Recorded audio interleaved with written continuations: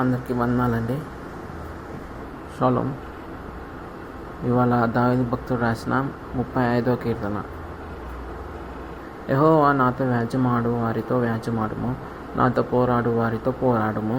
కేడెమును డాలును పట్టుకొని నా సహాయమునకై లేచి నిలువుము. ఈటె దూసి నన్ను తరుము వారిని అడ్డగింపుము.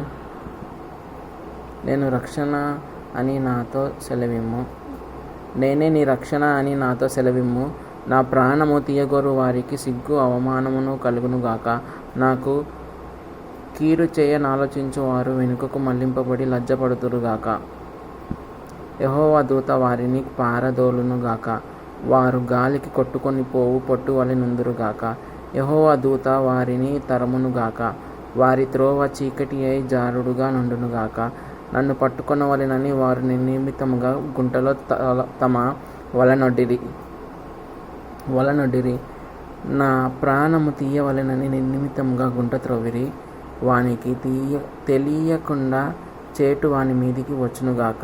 తాను ఓడిన వలలో తానే చిక్కుబడునుగాక. వాడు ఆ చేటులోనే పడునుగాక. అప్పుడు యెహోవా యందు నేను హర్షించుదును, ఆయన రక్షణను బట్టి నేను సంతోషించుదును. అప్పుడు యెహోవా నీ వంటి వాడెవడు? మించిన బలము గల వారి చేతి నుండి దీనులను దోచుకొని వారి చేతి నుండి దీనులను దరిద్రులను విడిపించు వాడవు నీవే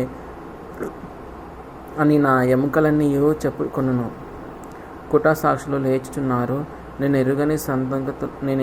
ఎరుగని సంగతులను గూర్చి నన్ను అడుగుచున్నారు.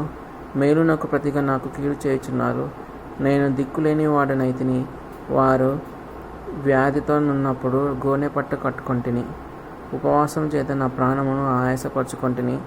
అయినను నా ప్రార్థన నా ఎదలోనికే తిరిగి వచ్చి ఉన్నది. అతడు నాకు చెలికాడైనట్టును సోదరుడైనట్టును నేను నడుచుకొంటిని. తన తల్లి మృతి నొందినందున దుఃఖ వస్త్రములు ధరించు వాని వలె కృంగుచుంటిని. నేను కూలి ఉండుట లేచి చూచి వారు సంతోషించి గుంపు కూడిరి. నీచులను నేను ఎరుగని వారును నా మీదికి కూడి వచ్చి మానక నన్ను నిందించిరి. విందు కాలమునందు దూషణలాడు వదరుబోతు వలె వారు నా మీద పండ్లు కొరికిరి. ప్రభువా, నీ వెన్నాలు చూచుచూ ఊరుకుందువు. వారు నాశనము చేయకుండా నా ప్రాణమును రక్షింపుము. నా ప్రాణమును సింహముల నోట నుండి విడిపింపుము. అప్పుడు మహాసమాజంలో నేను నిన్ను స్తుతించెదను. బహుజనములలో నిన్ను స్తుతించెదను. నిరహేతుకముగా నాకు శత్రువులైన వారిని నన్ను గూర్చి సంతోషింపనీయకము. నిర్నిమిత్తముగా నన్ను ద్వేషించు వారిని కన్ను గిట్టనీయకము. వారు సమాధానపు మాటలు ఆడరు. దేశమందు నెమ్మదిగా నున్న వారికి విరోధముగా వారు కపట యోచనలు చేయుదురు. నన్ను దూషించుటకై వారు నోరు పెద్దదిగా తెరుచుకొనుచున్నారు. ఆహా, ఇప్పుడు వాని సంగతి మాకు కనబడినదే అనుచున్నారు. యెహోవా, అది నీకే కనబడుచున్నది గదా. మౌనముగా నుండకము. నా ప్రభువా, నాకు దూరముగా నుండకము. నాకు న్యాయము తీర్చుటకు మేలుకొనుము. నా దేవా, నా ప్రభువా, నా పక్షమున వ్యాజ్యమాడుటకు లెమ్ము. యెహోవా, నా దేవా, నీ నీతిని బట్టి నాకు న్యాయము తీర్చుము. నన్ను బట్టి వారు సంతోషింపకుందురుగాక. ఆహా, మా ఆశ తీరెను అని మనసులో వారు అనుకొనకుందురుగాక. అని మృంగివేసితిమని వారు చెప్పుకొనకయుందురుగాక. నా అపాయమును చూచి సంతోషించు వారందరూ అవమానము నొందుదురుగాక, లజ్జపడుదురుగాక. నా మీద అతిశయపడు వారు సిగ్గుపడి అపకీర్తి పాలగుదురుగాక. నా నిర్దోషత్వమును బట్టి ఆనందించు వారు ఉత్సాహముతోని చేసి సంతోషించుదురుగాక. తన సేవకుని క్షేమమును చూచి ఆనందించుచు యెహోవా గణపరచబడును గాక అని వారు నిత్యము పలుకుదురు. నా నాలుక నీ నీతిని గూర్చి నీ కీర్తిని గూర్చి దినమెల్లా సల్లపములు చేయును. షలోమ్. ఈ 35వ కీర్తనలో దావీదు భక్తుడు 3 భాగాలుగా మనం చూడవచ్చు. తన ప్రార్థిస్తున్న కీర్తన ఇది. యెహోవా నన్ను రక్షించుము అంటున్నాడు. మొదటి భాగంలో మొదటి నుంచి వచనం నుండి 10 వచనాల వరకు మనం 10 వచనాలు చూసినట్లయితే దావీదు యొక్క ప్రార్థనలు మనం చూడవచ్చు. యెహోవాను నన్ను రక్షించుము అంటున్నాడు. నా తరపున వ్యాజ్యమాడుము అంటున్నాడు. నా తరపున పోరాడుము, నా వైపును వ్యాజ్యం చేయుము అంటున్నాడు. నా తరపున లేచి నిలువుము అంటున్నాడు. నా తరపున అడ్డగించుము అంటున్నాడు.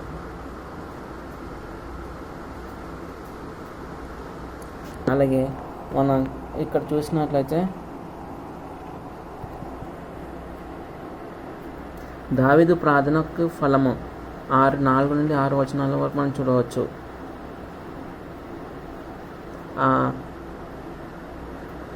నా శత్రువునకు అవమానము కలుగును గాక, పారిపోదురు గాక అని ప్రార్థిస్తున్నాడు దావీదు భక్తుడు. కొట్టుకొని పోదురు గాక, తరమబడుదురు గాక, జారి పడుదురు గాక, అపకీర్తి పాలవుదురు గాక అని ప్రార్థిస్తున్నాడు దావీదు భక్తుడు. అలాగే దావీదు నా కోసం నా శత్రువులు ఎలా పొంచి ఉన్నారో దాన్ని ప్రార్థిస్తున్నారు. దాని గురించి ప్రార్థిస్తున్నారు. వారి ఆలోచనల నుంచి, వారి క్రియల నుంచి, వాటి నుంచి నన్ను తప్పించమని అంటున్నాడు. వలలో వడుచున్నారు. 7వ వచనం చూసినది, నన్ను పట్టుకున్న వాళ్ళని వారు నిర్నిమితంగా గుంటలో తమ వలల నొడ్డిరి, నా ప్రాణము తీయవలెనని నిర్నిమితంగా గుంట త్రవ్విరి అంటున్నాడు. అబద్ధ సాక్షులు లేచి ఉన్నారు, మేలుకు కీడు చేసి ఉన్నారు, నన్ను నిందించుచున్నారు, పండ్లు కొరుకుతున్నారు, కపట ఆలోచన చేస్తున్నారు అంటున్నాడు దావీదు భక్తుడు. దీంట్లో మనం చూసినట్లయితే యెహోవాకి ప్రార్థిస్తున్నాడు, కానీ ఆయన నమ్మకం అంతా కూడా దేవుడి పైననే ఉంచాడు. తన సొంత నిర్ణయాలకు చోటు ఇవ్వలేదు. ప్రభువా నా ప్రాణమును రక్షించుము అని ప్రార్థిస్తున్నాడు. నీవెన్నాళ్ళు నన్ను చూచు ఊరుకుందువు, నా ప్రాణమును సింహముల నోటి నుండి విడిపింపుము అని అంటున్నాడు. విడిపించేవాడు ఆయన. మౌనంగా ఉండకము, దూరంగా ఉండకము, న్యాయంగా తీర్చుము అని దేవుడిని ప్రార్థిస్తున్నాడు ఈ కీర్తనలో దావీదు భక్తుడు. నిజమండి, మనకి ఎంత మంది అపాయంలో ఉన్నా మనం అంటాం వాళ్ళ మీద వీళ్ళ మీద ఆశ పెట్టుకుంటాం, కానీ మనం ఆశ పెట్టుకోవాల్సింది దేవుడి పైననే. అందుకే కదా దేవుడు అందరి కోసం తన ప్రాణాన్ని అర్పించాడు. నా చిన్న పిల్లలారా, మీరు పాపము చేయకుండా టకై ఈ సంగతులను మీకు రాయిచున్నాను. ఎవడైనాను పాపము చేసిన ఎడల నీతిమంతుడైన యేసుక్రీస్తు అను ఉత్తరవాది తండ్రి యొద్ద మనకున్నాడు. ఆయనే మన పాపములకు శాంతికరమై ఉన్నాడు. మన పాపములకు మాత్రమే కాదు, సర్వలోకమునకు శాంతికరమై ఉన్నాడు. నిజమే అండి, సర్వలోకానికి శాంతికరమైన వాడు యేసుక్రీస్తే, ఆయన ప్రభువు. కాబట్టి ఆయన మీద మనం ఆశ పెట్టుకున్నట్లయితే ఆయనే చూసుకుంటాడు. కొంతమంది వస్తు వాహనాలను బట్టి, సంపదలను, ఆస్తిపాస్తులను బట్టి, అందచందాలను, కలహాలను బట్టి, కులాన్ని బట్టి, కలిగి ఉన్న ఉద్యోగాన్ని బట్టి, కారును బట్టి, ఉన్న సొంత ఇల్లును బట్టి అతిశయిస్తారు.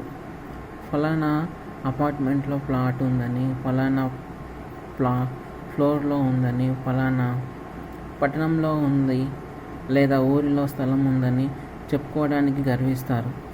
మరికొంతమంది మినిస్టర్ పేరు చెప్పి ఫలానా ఎంపీ లేదా ఎమ్మెల్యే గారు మాకు తెలుసు, అలా గొప్ప పదవి లేదా అధికారంలో ఉన్నవారికి చూపించి మాకు ఆయన బాగా పరిచయమని చెప్పుకుంటూ అతిశయిస్తూ ఉంటారు. మనిషి తాను కలిగి ఉన్న దానిని బట్టి సాధారణంగా అతిశయిస్తాడు, కానీ మరణం పడక మీదకు చేరినప్పుడు తాను కలిగి ఉన్నది ఏది కూడా తనను రక్షించలేదు. అన్ని స్థలాలు, పొలాలు ఉన్నా, ఎంత డబ్బున్నా, బంగారం ఉన్నా ఏవి కూడా తనను బాగు చేయలేవు. ఆ సమయంలో డాక్టర్స్ కూడా చెప్పేది ఒకటే, మేము చేయగలిగేది అంతా చేసాము, ఇక అంతా పైవాని ఒక్క దయ దాక్షిణ్యం మీదనే ఇతడు ఆధారపడి ఉన్నాడు అని అంటారు. సహోదరుడా, నీకున్న వస్తు వాహనాలను బట్టి ఎన్నడూ అతిశయించి ప్రయత్నము చేయవద్దు. ఇంతలో ఉండి అంతలో మాయమైపోయే ఆ మనిషి కలిగి ఉన్న పదవి లేదా అధికారాన్ని బట్టి కాదు మనము అతిశయించవలసింది. ప్రపంచాన్ని పరిపాలించే దేవుడు ఉన్నాడు. ఆయన మనకు తెలుసు. ఆయనతో మాకు పరిచయం ఉంది. ఆయన మాకు చాలా దగ్గర. ఈ విధంగా దేవునితో కలిగి ఉన్న బంధమును బట్టి అతిశయించడం ఎంతో గొప్ప ఆనందం. మిత్రమా, నాకు దేవునితో స్వయంగా పరిచయం ఉందని నీవు చెప్పగలుగుతున్నావా? ఆ విధమైన సహవాసము నీకు దేవునితో కలిగి ఉన్నావా? కొంతమంది అంటూ ఉంటారు, నేను ఫలానా వ్యక్తితో స్వయంగా ఫోన్లో మాట్లాడగలను. నేను ఈమెయిల్ పంపిస్తే నాకు జవాబు వస్తుంది. నేను SMS చేస్తే తాను తిరిగి మరలా నాకు SMS చేస్తారు. నాకు తనతో అంత పరిచయం ఉంది అని గర్వంగా చెప్పుకుంటారు. ఎవరినన్నా గొప్ప వాళ్ళతో కొంచెం ఫోన్లో మాట్లాడగలిగితే ఎంతో గొప్పగా ఘనంగా ఫీల్ అవుతాము. అయితే ఒకటి గమనించండి, మనము సేవిస్తున్న దేవునితో ముఖాముఖిగా మాట్లాడవచ్చు, మరియు ఆయన మనతో ముఖాముఖిగా మాట్లాడతాడు. ఇది నిజంగా దేవుని బిడ్డలమైన మనము కలిగి ఉన్న గొప్ప సౌభాగ్యం. కొందరు రథములను బట్టి, కొందరు గుర్రములను బట్టి అతిశయపడుదురు. మనమైతే మన దేవుడైన యెహోవా నామమును బట్టి అతిశయపడుదుము అని చెప్పడం నిజం గొప్ప ధన్యత. ఎందుకంటే అధికారమును బట్టి గర్వించి నష్టపోయాడు ఫరో. వట్టివాడై ఉండి హెచ్చించుకొని గర్విస్తే నాశనమే కలుగుతుంది. గలతీకి 6:3 చూసినట్లయితే, విద్య జ్ఞానము నమ్ముకొని గర్విస్తే చెడిపోతాము. యెషయా 47:10. అన్నీ తెలుసు అని గర్విస్తే అతనికి ఏమీ తెలియదని అర్థము. నాశనమునకు ముందు గర్వము నడుచును. సామెతలు 16:18 తెలియజేస్తుంది. అలాగే మనం దావీదు భక్తుడి వలె దేవుడి పైన మనం ఆధారపడి దేవుని ప్రార్థించినట్లయితే మనకు కూడా ఆయన అందరి కోసం ప్రాణం పెట్టి తిరిగి లేచాడు. అందుకే ఆయనకి శాంతికరుడు అని చూశాము. ప్రార్థించుకుందాం. మహోన్నతుడా, పరిశుద్ధుడైన దేవ, నీ నామానికి మహిమ చెల్లించుకుంటున్నాం. ఆశ్చర్యకరుడైన దేవ, నీకే మహిమ చెల్లించుకుంటున్నాం. తండ్రి నేను ఈ వాక్యాన్ని విని ధ్యానించి నేను నీ నామానికి మహిమ పరుస్తున్నాం ప్రభు. తండ్రి మా ఆధారం నువ్వే తండ్రి. అవునేసే ఈ లోకంలో తండ్రి ఏవి ఉన్నా ఏవి లేకున్నా తండ్రి ఒకరోజు మేము అన్నీ వదిలి వెళ్ళాల్సిందే తండ్రి. తండ్రి నిన్ను కలిగి ఈ ఉండడమే గొప్ప భాగ్యము ప్రభు. తండ్రి అట్టి భాగ్యము మాకు అందరికీ ప్రసాదింపజేసి ఈరోజు అన్నింటిలో కూడా పన్నట్లు తోడుకు నడిపించి మనం వేడుకుంటూ నజరేయుడైన యేసు నామములో అడిగి వేడుకుంటున్నాం తండ్రి. ఆమేన్. షోలమంది అందరికీ వందనాలు.